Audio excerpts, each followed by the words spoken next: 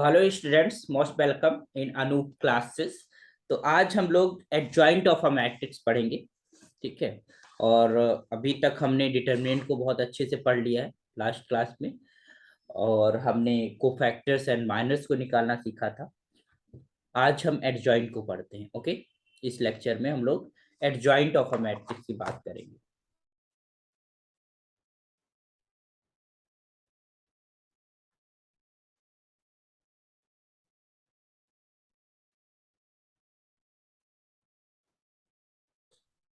Of a matrix,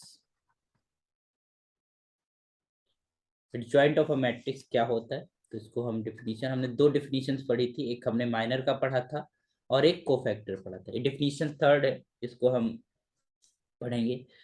तो हमने देखा था कि हमने कोफैक्टर्स निकाल लिया था। किसी भी एलिमेंट का रिस्पेक्टिव कोफैक्टर हमें पता था।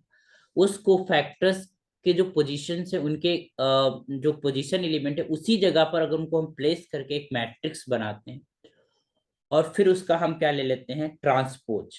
तो जो एक अनदर मैट्रिक्स बनेगी that will be called the adjoint of a matrix. तो जरिए लिख लेते हैं कि एडजॉइंट क्या होता है। The adjoint, the adjoint of a square matrix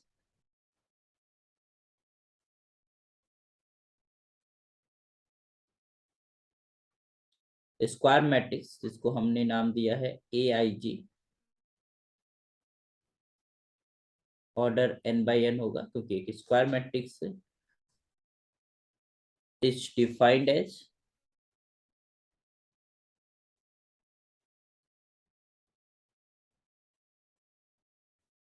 the transpose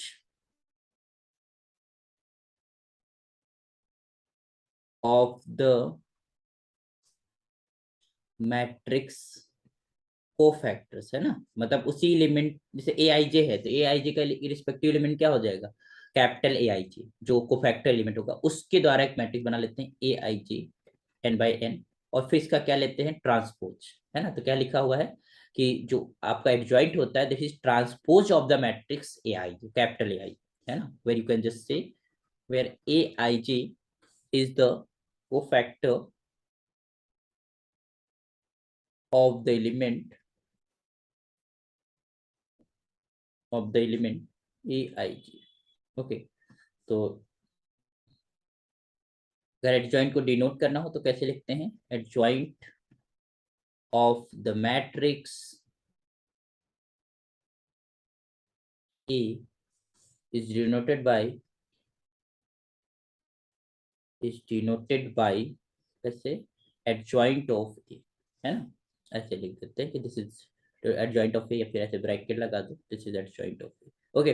तो एडजॉइंट समझ आ गया कि हमारे पास कोफैक्टर्स है। कोफैक्टर्स का जो मैट्रिक्स बनता है उसका ट्रांसपोज हम ले लेते हैं और ट्रांसपोज जो निकल के आता है that is called adjoint of matrix.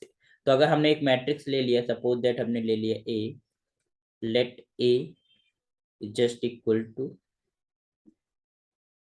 A11, A12, A13, A21, A22, A23, A31, A32 और A33।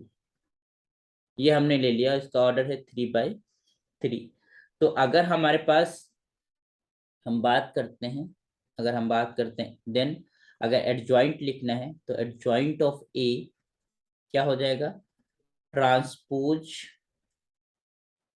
ऑफ कोफैक्टर मैट्रिक्स, है ना। ट्रांसपोज ऑफ कोफैक्टर अगर हम इसका लिखें तो A+A11, A12, A13, A21, A22, A23, A31, A32 और A33। ओके।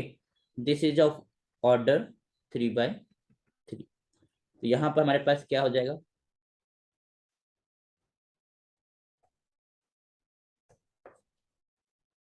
ठीक है। ये हमारे पास, अब इसका ट्रांसपोज लेंगे तो अगर ट्रांसपोज लेते हैं यू नो दैट ये रोज एंड कॉलम्स आपस में इंटरचेंज होते हैं। तो हो जाएगा A11, A12, A13, है ना। फिर A21, A22 और A23। फिर इसी तरीके से A31, A32 और A33। तो ये जो है हमारे पास क्या है, this is a transpose of the cofactors matrix, है ना। कोफैक्टर्स की जो मैट्रिक्स बनती है उसका हमने ट्रांसपोज ले लिया। तो ये हमारे पास अब क्या निकल के आ गया, adjoint of a matrix A matrix का एडजॉइंट। कुछ नहीं करना, कोफैक्टर्स निकालना है, कोफैक्टर्स की एक मैट्रिक्स बना लेनी है, उसका ट्रांसपोज ले लेना है, that will be the adjoint of a matrix. तो यहाँ पर एक हम क्वेश्चन करते हैं, आइए जरा। क्वेश्चन ये है कि find find adjoint of A का एडजॉइंट निकालना है for A is just equal to 2, 3, 1, 4। ये है, आइए जरा कर लेते हैं इसको। तो अगर हम यहाँ से ध्यान दीजिएगा, वी हैव, अगर हम इनके को फैक्टर्स निकालना शुरू करें A11 प्लेस का, तो इम्पली वो A11 ये गया और ये गया। A11 पे हमारे पास प्लस में आएगा माइनर, तो यहाँ पर ए फर्स्ट प्लेस गया और फर्स्ट रो गई, फर्स्ट कॉलम, तो क्या बचा 4। फिर हमारे पास A12 की अगर हम बात करेंगे तो निगेटिव का माइनर आएगा, ध्यान दीजिएगा। यहाँ पर सेकेंड कॉलम गया, फर्स्ट रो गया, तो ये 1 बचा और इसमें माइनस मल्टीप्लाई कर देंगे तो माइनस का 1 हो जाएगा। फिर हमारे पास A21 की बात करेंगे, 2, 1 मतलब सेकेंड रो फर्स्ट कॉलम, तो ये पूरा गया, इसमें भी निगेटिव आएगा तो ये माइनस का 3 आ जाएगा। फिर A22 की अगर बात करें, फोर्थ वाले का जो है माइनस हमारे पास क्या हो जाएगा, ये सेकंड वाली कॉलम गई, सेकंड वाला रो गया तो 2 बचा और ये प्लस का 2 हो। तो ये सारे के सारे कोफैक्टर्स निकल आए। तो लेट अस अरेंज, इनको अरेंज करते हैं। तो hence you can just see, ये हमारे पास एडजॉइंट ऑफ ए, हम सारे एलिमेंट्स को लिख लेते हैं। हमने लिखा 4 फर्स्ट पोजीशन पे, फिर माइनस का 1, फिर माइनस का 3 और ये हमारे पास 2। ये सारे कोफैक्टर, इसका हमें क्या लेना है, ट्रांसपोज, है ना। तो जब ट्रांसपोज लेंगे तो हो जाएगा तुम्हारे पास 4 माइनस का 1, 4 - 1 -3 एंड 2। तो this is the adjoint of the matrix E. ये मैट्रिक्स का क्या हो गया, एडजॉइंट निकल के आ गया। ओके, तो दिस इज, समझ में आ गया आपको। तो ये आपका आंसर हो गया इस क्वेश्चन का। अब एक थ्योरम है, उसको प्रूव करते हैं कि रिजल्ट है, कह सकते हो, जो एडजॉइंट्स को बेस है, एडजॉइंट को लेकर है ना। तो इसको जरा हम देखते हैं कि कैसे होगा। थ्योरम क्या कहती है,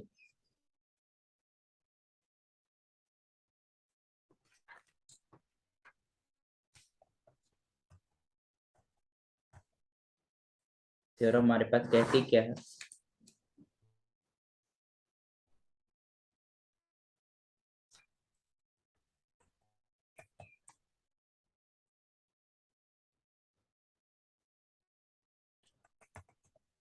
okay,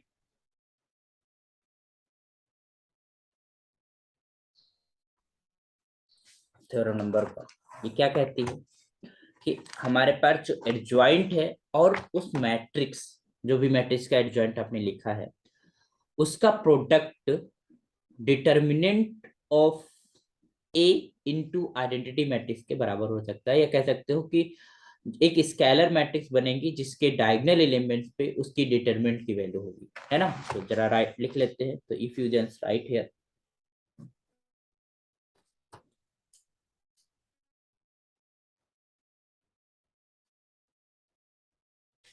if A be any given square matrix,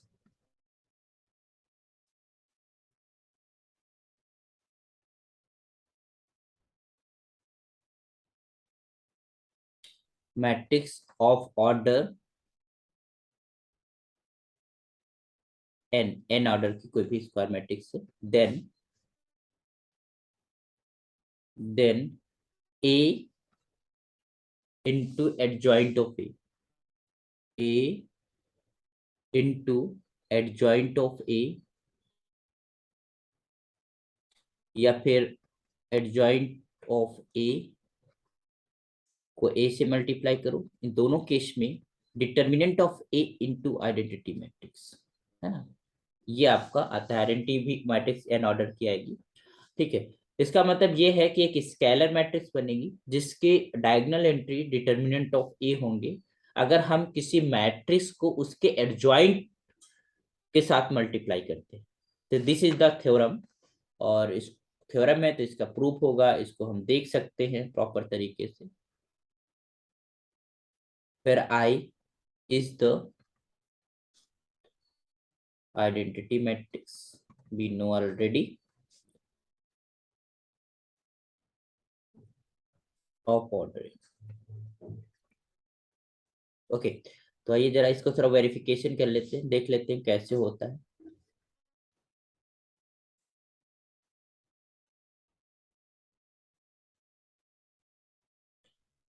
verification क्या कहता है? वेरिफिकेशन कि अगर हमारे पास लेट ए,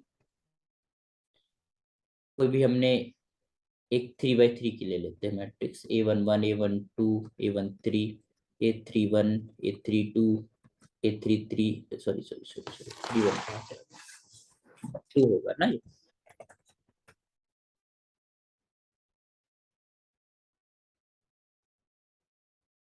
ठीक, इसको पूरा मिटा ही देते हैं, पूरा ये ऐसे मिटाते हैं। ठीक, अब यहाँ पर फिर से नए सिरे से लिख देते हैं। एक हमारे पास आएगी A11 A12 A13 A21 A22 A23 और A31 A32 और A33, है ना। ये हमारे पास एक मैट्रिक्स है जो कि ऑर्डर 3 by 3 की है। अच्छा, इनके कोफैक्टर्स की अगर हम बात करें तो कोफैक्टर्स का जो मैट्रिक्स, या कह सकते हैं एडजॉइंट जो इसका बनेगा, अभी हमने निकाला था एडजॉइंट ऑफ ए, वो क्या होता है? इनके जो भी रिस्पेक्टिव कोफैक्टर्स होंगे, जैसे A11 A12 A13 A21 A22 और A23 A31 A32 और A33, इसका हमारे पास क्या लिख लेना है? ट्रांसपोज, है ना। तो इसका जो हमारे पास अब एडजॉइंट हो जाएगा, इसका रोज और कॉलम चेंज हो जाएगा, तो ये हो जाएगा A11 A12 और A13, ये हो जाएगा। फिर A21 A22 और A23, फिर हमारे पास A31 और A32 A23, sorry A31 A32, okay, और A33, तो ये हमारे पास क्या हो गया? This is the adjoint of. इनको प्रोडक्ट करते हैं थोड़ी देर के लिए, ये जरा प्रोडक्ट करते हैं। तो पहले तो ए लिख लेते हैं, हम ए लिखते हैं, ए इंटू एडजॉइंट ऑफ ए। ठीक, तो क्या आ जाएगा तुम्हारे पास? ए तो हमारे पास मैट्रिक्स है, A11 A12 A13 A21 A22 और A23, और यहाँ सर A31 A32 और A33। एडजॉइंट ऑफ ए क्या है? वो कुछ ऐसी मैट्रिक्स है, A11 A21 और A31 A12 A22 और A32 और A13 A23 A33। अब एक चीज ध्यान दीजिएगा, अगर हमने फर्स्ट रो लिया और यहाँ पर फर्स्ट कॉलम लिया, तो ये जो फर्स्ट, नहीं कैपिटल का है, ये कैपिटल का है, ठीक है। ये जो फर्स्ट हमने कॉलम लिया, इस फर्स्ट कॉलम में फर्स्ट रो ही तो लिखी हुई है, जो फर्स्ट रो के कोफैक्टर्स थे वही तो लिखे हुए, A11 A12 A13। इसको जरा एक हम लाइन लिख लेते हैं, इसको जरा मल्टीप्लाई करके, ताकि आपको और क्लियर समझ में आ जाए कि यहाँ पर हम ये जो मल्टीप्लाई करेंगे और फिर ऐड करेंगे, जब हम दो मैट्रिसेस का मल्टीप्लाई करते हैं तो कैसे हो जाएगा? A11 मल्टीप्लाई होगा ए कैपिटल A11 के साथ, तो ये हो जाएगा A11 कैपिटल का A11, ठीक, प्लस का A12 और कैपिटल का A12, ठीक, फिर प्लस का A13 कैपिटल का A13, ठीक। फिर फर्स्ट रो सेकंड कॉलम के साथ, और सेकंड कॉलम एक्चुअली है क्या? This is our first row of the cofactor matrix. First row मतलब सेकंड रो है, सेकंड रो के कोफैक्टर्स है, और फर्स्ट कॉलम के एलिमेंट है, तो सेकंड रो के कोफैक्टर से मल्टीप्लाई हम कर रहे हैं। A11 A21 प्लस का A12 A22 और प्लस का A13 और A23, ठीक। इसी तरीके से हम फर्स्ट रो मल्टीप्लाई करेंगे थर्ड रो के कोफैक्टर्स के साथ, क्योंकि जब हमने ट्रांसपोज लिया तो जो थर्ड रो के कोफैक्टर्स थे वो अब हमारे पास थर्ड कॉलम में आ गए हैं, ठीक है। तो वी कैन जस्ट से A11 A capital A31 plus का A12 capital A32 and this is plus of A13 capital का A33। ठीक है, तो इस तरीके से हम देखेंगे जब हम सेकेंड रो लेंगे तो सेकेंड रो में जो हमारे पास कोफैक्टर है सेकेंड रो वाले वो सेकेंड कॉलम में है और थर्ड रो है उसके थर्ड कॉलम में। तो इस तरीके से हम एक चीज देखेंगे कि यू नो दैट कि हमारे पास एक रो के एलिमेंट्स किसी दूसरे रो के कोफैक्टर्स के साथ मल्टीप्लाई करके क्या देते हैं, जीरो। तो ये जीरो मिलेगा, ये भी जीरो हो जाएगा, इसी तरीके से ये जीरो होगा और यहाँ पर जो एलिमेंट्स आएंगे वो हमारे पास डिटर्मिनेंट को रिप्रेजेंट करेंगे, जैसे कि ये वैल्यू क्या होगी, डिटर्मिनेंट की होगी, that equal to determinant of A. इसी तरीके यहाँ पर पोजीशन पे जीरो आएगा, इस पोजीशन पे जीरो आएगा, इस पोजीशन पे जीरो आएगा और यहाँ पर फिर से क्या आएगा, डिटर्मिनेंट आएगा। तो ये 3/3 ऑर्डर की जो हमारे पास मैट्रिक्स थी उसके रिस्पेक्ट में हमने उस मैट्रिक्स और उसके एडजॉइंट को हम आपस में मल्टीप्लाई किए।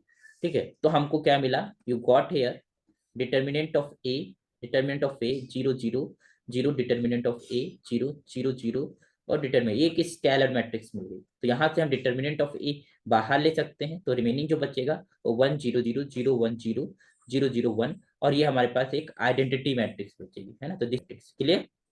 तो ये हमारे पास हो गया। इसी तरीके से अगर हम मल्टीप्लाई करते हैं जॉइंट ऑफ ए को पहले रख देते हैं और उसके साथ मैट्रिक्स मल्टीप्लाई, तो इसमें सिमिलर केस इसमें भी होगा।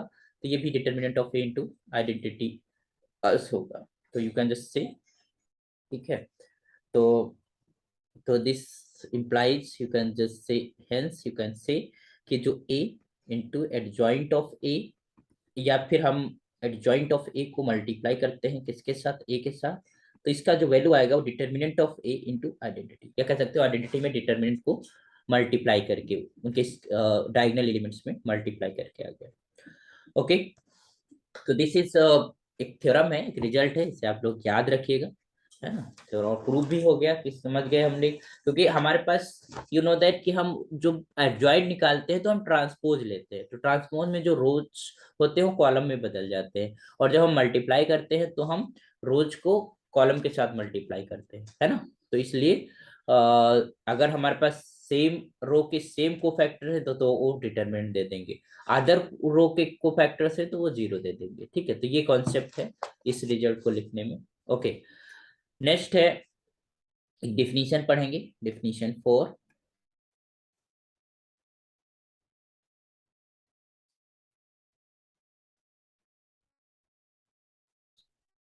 डिफिनीशन नंबर 4 ये क्या है कि सिंगुलर मैट्रिसेस कौन सी होती हैं उसके ऊपर है।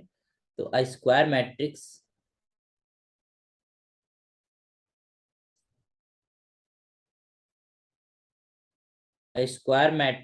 A is said to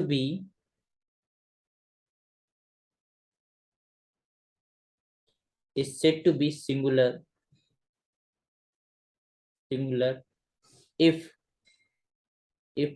determinant of A is equal to zero.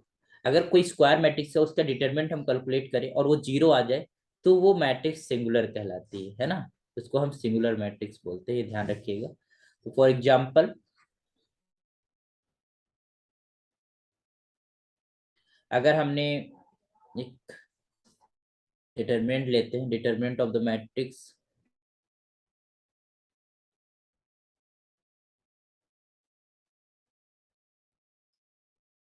Matrix अगर हम ए है, ए मैट्रिक्स अगर इसकी बात करें तो 1 2 और 4 8, यहाँ पर हम देख रहे हैं कि डिटरमिनेंट क्या है, 8 माइनस 8 जीरो आएगा, इज जीरो, इसका डिटरमिनेंट क्या है, जीरो है। तो जीरो है तो यू कैन से कि A is a singular matrix, hence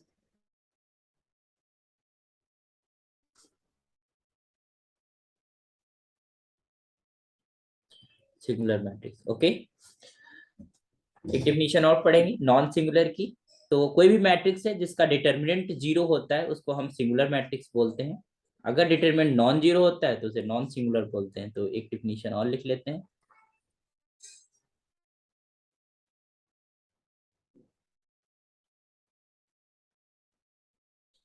square matrix ए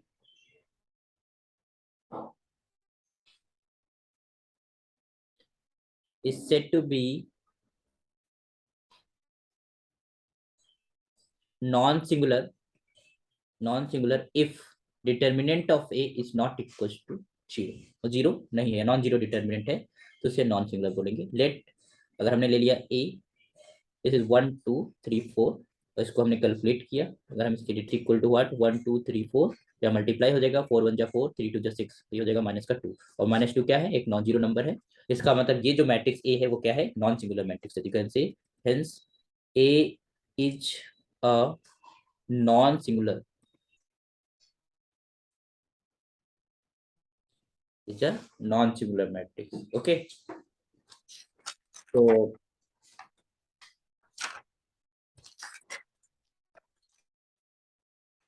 ठीक है, तो अब हम कुछ थ्योरम्स पढ़ेंगे जिनको हम विदाउट प्रूफ उनको कंसीडर करना है, उनको हम ले लेंगे, ये आप ध्यान रखिएगा। तो थ्योरम पहली तो हम पढ़ ही चुके हैं, हम दूसरी थ्योरम पढ़ लेते हैं। रिजल्ट, ये theorem means result, if A, if A and B are non singular,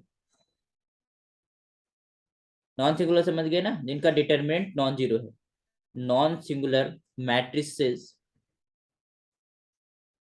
matrices of the same order,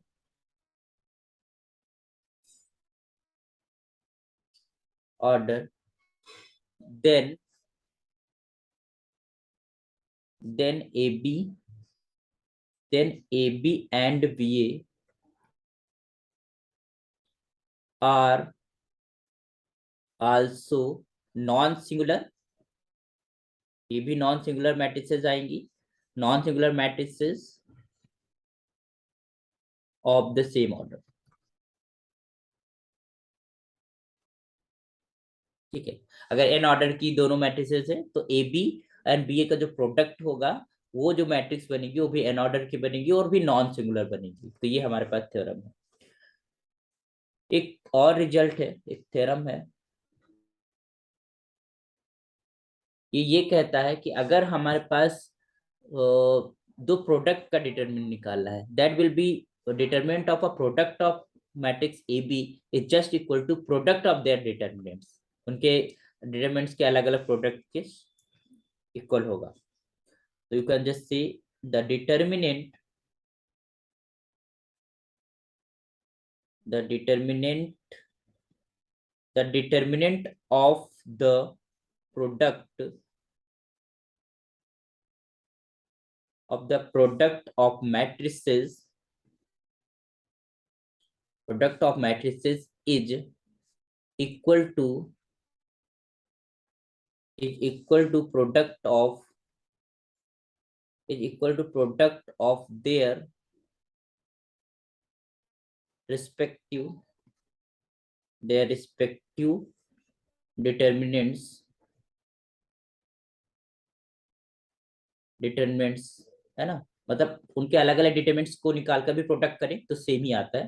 तो दैट इज, यू कैन से if you want to calculate determinant of A into B is just equal to determinant of A into determinant of B, where this is A and B, A and B are square matrices, are square matrices of the same order। ठीक है, same order की दो square matrix, तभी उनका product possible होगा। और product जो है वो हमारे पास हो सकता है, यू कैन से यहाँ पर इस तरीके से भी इनका नोटेशन चलते हैं। तो determinant of a product A B is just equal to determinant of A into determinant of B, ये नोटेशन भी चलता है कभी कभी, तो भी ध्यान रखिएगा। ओके, तो ये दो रिजल्ट्स या दो थ्योरम्स हमने पढ़ी जो देखते हैं। ओके, एक रिमार्क लिखेंगे, थोड़ा सा फार्मूला है उसी के ऊपर है, कि अभी जो हमने फर्स्ट थ्योरम पढ़ी थी उसी पे बेस्ड है। तो लेट अस राइट हियर, इसको समझने की कोशिश करते हैं। रिमार्क ये है कि you know that, we know that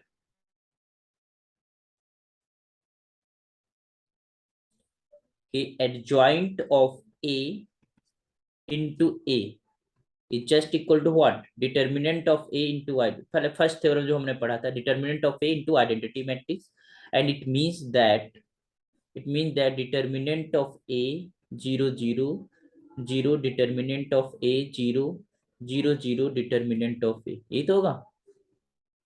okay, you know that if determinant is non zero, अगर जीरो नहीं है डिटर्मिनेंट, तो we can just say here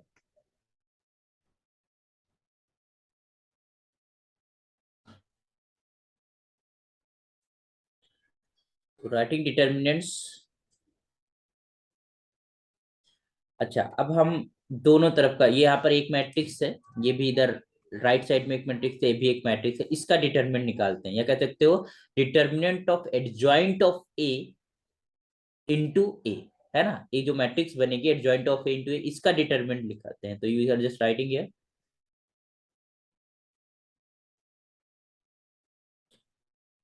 writing determinants of matrices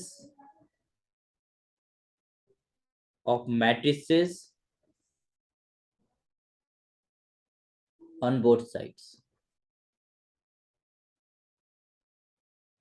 अगर हम डिटरमिनेंट्स लिखते हैं तो बी है, क्या मिलेगा हमको, you can just say determinants of adjoint of a into a is just equal to determinant of a 0 0 0 determinant। अब एक चीज हमें पता है कि जब हमें डिटरमिनेंट्स में कॉमन लेना होता है या फिर मल्टीप्लाई करना होता है, स्केलर मल्टीप्लिकेशन या कोई भी रो या कॉलम से कॉमन होता है, तो हर एक रो से, मैट्रिक्स में क्या होता था कि जब हम मल्टीप्लाई करते हैं तो हर एक एलिमेंट पे मल्टीप्लाई होता है, बट जब हम डिटरमिनेंट में कोई नंबर मल्टीप्लाई करते हैं तो उसके एक रो या किसी एक कॉलम में मल्टीप्लाई होता है, ठीक है। तो हम यहाँ पर इसे फर्स्ट रो से हम डिटरमिनेंट को कॉमन लेंगे, तो डिटरमिनेंट ऑफ ए, हमने एक जो स्केलर कॉमन लिया डिटरमिनेंट ऑफ फर्स्ट रो से, एक सेकंड रो से, एक थर्ड रो से, तो ये हो जाएगा डिटरमिनेंट ऑफ ए का होल क्यूब, और अंदर हमारे पास बचेगा क्या, दैट इज और 1 0 0 0 1 0 0 0 1। ओके, और इसका वैल्यू क्या होता है, 1 होता है। We have know that determinant of A का होल क्यूब, और इसका वैल्यू हमारे पास 1 होता है, दिस इज और 1। एक चीज हमें और पता है कि डिटरमिनेंट प्रोडक्ट पे खुल जाता है, ए, इसका determinant in into determinant of A is just equal to determinant of A का होल क्यूब। ये समझ पा रहे हैं, ये आइडेंटिटी मैट्रिक्स का जो डिटरमिनेंट होता है वो 1 वैल्यू होती है, ठीक है। तो यहाँ पर डिटरमिनेंट ऑफ ए क्यूब, और ये कैसे आया कि हर एक रो से हमने एक डिटरमिनेंट निकाल लिया, यहाँ पर जीरो से तो कुछ भी निकाल सकते हैं, यहाँ पर 1 फर्स्ट पे तो डिटरमिनेंट निकला, यहाँ पर भी हमारे पास सेकेंड रो से और थर्ड रो से, तो यहाँ पर 1 1 रिमेन्स हो गया, जिसकी वैल्यू 1 होती है, और यहाँ पर डिटरमिनेंट का होल क्यूब हो गया, ठीक। इधर हमने क्या किया, जो अभी हमने एक थर्ड वाली जो थ्योरम पढ़ी थी, थर्ड रिजल्ट पढ़ा था कि हम डिटरमिनेंट जो होता है उसको हम खोल सकते हैं, है ना, determinant of A into determinant of B, तो उससे हमने खोल दिया। अब यहाँ पर हम देख रहे हैं कि जो डिटरमिनेंट है एडजॉइंट ऑफ ए का is just equal to what, हम अगर हम यहाँ पर क्योंकि हमारे पास यू नो दैट कि determinant of A non zero हम लेके चले हैं, तो यहाँ पर कैंसिल हो जाएगा, तो कैंसिल हो जाएगा तो डिटरमिनेंट ऑफ ए का होल स्क्वायर हो जाएगा, है ना। तो इसका मतलब है कि किसी मैट्रिक्स के एडजॉइंट का अगर डिटरमिनेंट निकालना है तो उसके डिटरमिनेंट का जो ऑर्डर है उस डिटरमिनेंट का, उसके डिटरमिनेंट का उतना पावर एक कम करके हम रेज कर दें तो हमें क्या निकल आएगा, डिटरमिनेंट ऑफ एडजॉइंट ऑफ ए। तो अगर हम इसको इन जनरल फार्मूला लिखना चाहें, अगर हम यहाँ पर हमको क्या मिला कि एडजॉइंट ऑफ ए, इसका जो डिटरमिनेंट है this equal to determinant of A का होल स्क्वायर। तो इन जनरल अगर हम बात करें, if A is a square matrix, is a square matrix of order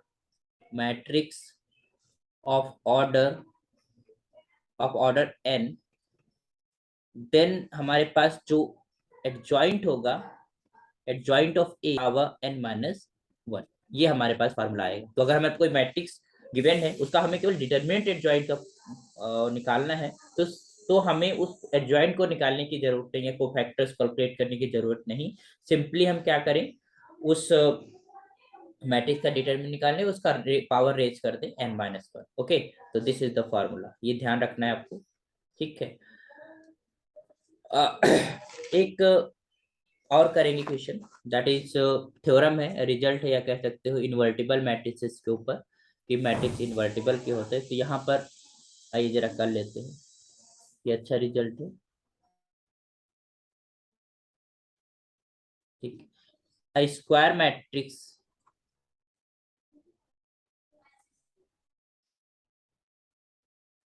square matrix A is invertible. Invertible मतलब उसका इन्वर्स पॉसिबल है, उसका इन्वर्स आइडेंटिटी मैट्रिक्स आ जाए, है ना। तो इस invertible is invertible if and only if and only if a is non singular. Non singular का मतलब उस मैट्रिक्स का डिटर्मिनेंट जो है वो नॉन जीरो है, तभी उसका इन्वर्स पॉसिबल होगा, तभी वो मैट्रिक्स इन्वर्टिबल होगी, है ना। तो इफ एंड ओनली इफ का रिजल्ट है, इसका मतलब दोनों तरीके से मैट्रिक्स एक इन्वर्टिबल है तो उसका डिटरमिनेंट नॉन जीरो होगा, और अगर डिटरमिनेंट नॉन जीरो है, मैट्रिक्स नॉन सिंगुलर है, तो वो इन्वर्टिबल होगी। ओके, तो आइए जरा इसको प्रूव कर लेते हैं, रिजल्ट को हम लिख लेते हैं। तो लेट, यहाँ पर एक मैट्रिक्स मान लेंगे, लेट ए, पहले हम इन्वर्टिबल मैट्रिक्स लेके चलते हैं और प्रूव कर देते हैं कि वो नॉन सिंगुलर है, उसका डिटरमिनेंट जो है वो नॉन जीरो है। तो let A be invertible matrix of order n, and I, एक आइडेंटिटी मैट्रिक्स ले लेते हैं, I be the identity matrix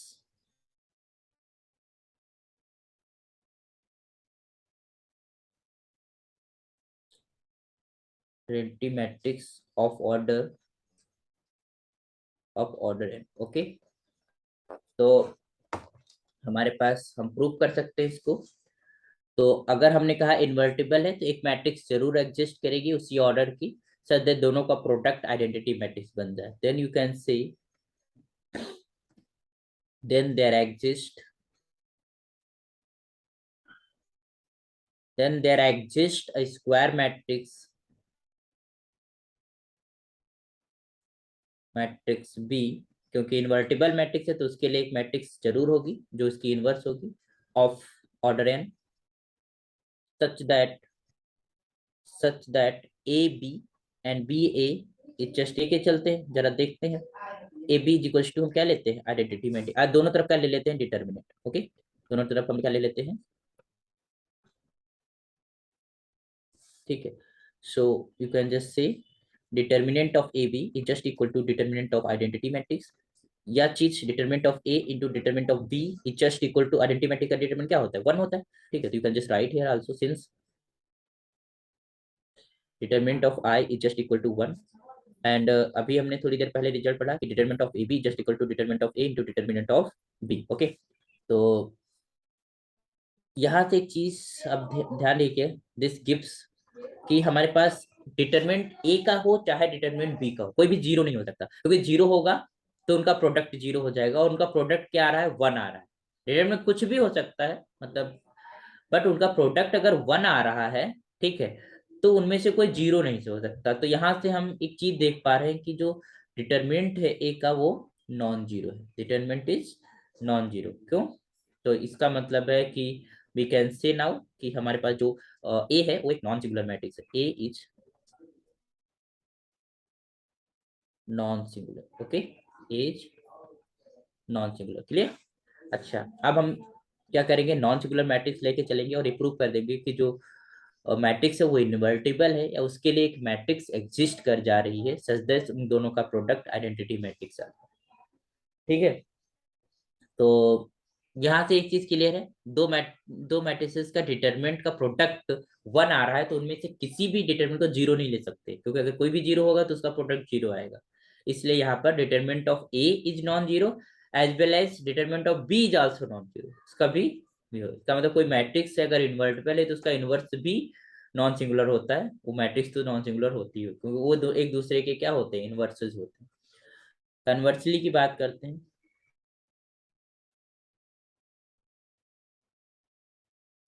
तो let this A B non singular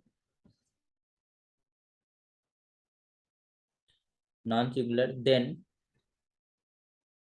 determinant of A is non equal to zero.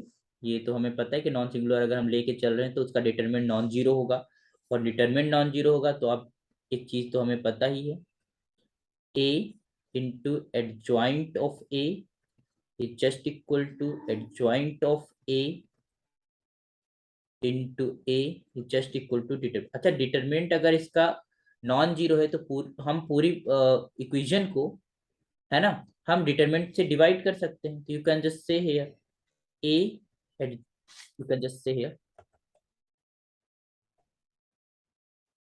कि adjoint of ए, इसको हमने determinant से divide कर दिया पूरी इक्वेशन को, determinant of A, okay, it just equal to into A, just इधर आइडेंटिटी मैट्रिक्स बचा है ना, तो इसको हम इस तरीके से हम कह सकते हैं कि this is A is nothing, this is one upon determinant of A into adjoint of A, ठीक, and this is one upon A, one upon determinant of A into adjoint of A into A, ठीक, is just equal to added. तो हम देख रहे हैं कि जो और बी है ना, ये वाली पूरी मैट्रिक्स बी है, तो ये बी मैट्रिक्स है क्या, ए और बी को मल्टीप्लाई कर रहे हैं, बी और ए को मल्टीप्लाई कर रहे हैं, तो क्या मिल जा रहा है, आइडेंटिटी मैट्रिक्स। इसका मतलब ये बी जो मैट्रिक्स है यही क्या है, इनवर्स मैट्रिक्स है, किसकी, ए की इनवर्स मैट्रिक्स है। तो you can just say here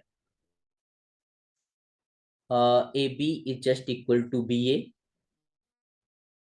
is just equal to identity. यही तो हमें ढूंढना था, अगर हमें दिखाना है कि इनवर्टिबल मैट्रिक्स है, जिसका मतलब एक मैट्रिक्स ऐसी मिल जाए जिसको हम किसी भी ऑर्डर में मल्टीप्लाई करें तो मैट्रिक्स क्या आ जाए, आइडेंटिटी आ जाए, तब हम उस मैट्रिक्स को ए का क्या कहते हैं, इनवर्स कहते हैं। तो वेर यू कैन से, तो हमको मिल गया। और ये पॉसिबल तभी हुआ जब हमारे पास ए जो मैट्रिक्स था वो नॉन सिंगुलर था, है ना, क्योंकि अगर नॉन सिंगुलर नहीं होता तो हम डिवाइड नहीं कर पाते तो राइट साइड में आइडेंटिटी मैट्रिक्स नहीं बची थी, है ना। तो thus you can say thus A is invertible